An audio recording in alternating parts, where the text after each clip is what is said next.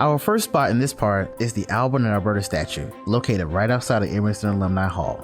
And other than a few things to keep in mind, it's a pretty simple location to take a photo.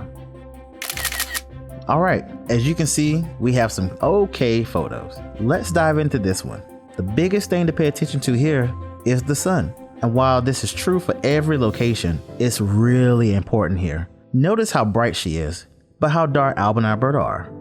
Pretty unflattering since you've lost some details. So let's get her out of the direct sunlight.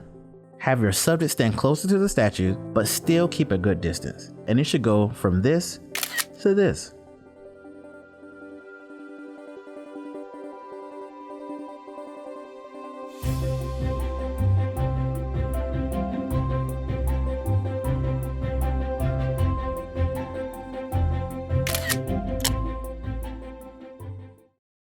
The archway on 13th is a great picture taking spot.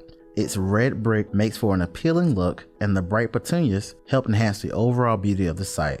But it's also near the edge of a busy intersection, so there are some issues that can arise. Don't worry, I'll show you how to avoid getting a picture like this. To get a good photo, position yourself back, but not all the way to the street like in the don't example. You want to be able to see your subjects and not get hit by a car in the process. While it might feel intuitive to have your subject stand directly underneath the arch, it's actually more beneficial to have them take a few steps forward. This helps get the archway, but also your subjects in the shot. It's also essential for you, the photographer, to position yourself lower to get this shot.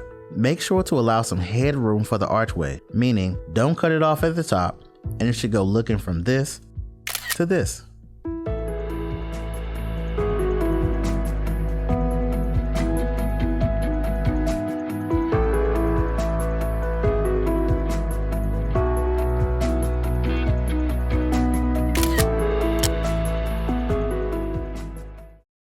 Last but certainly not least is none other than Century Tower. Due to its sheer size alone, it may seem impossible to get the full tower and your subject in the same shot. Or maybe it's possible, but not without one being blown up, or not without having distractions in the background like this one. But I can tell you that it's definitely possible. I recommend standing just outside of Marston Library underneath these trees. Like at Gator Walk, have your subject stand near the pockets of light that you can see on the ground there. By standing near these pockets, it helps create a soft and flattering look. Have your subject stand to the right of the tower. It should go from looking like this to this.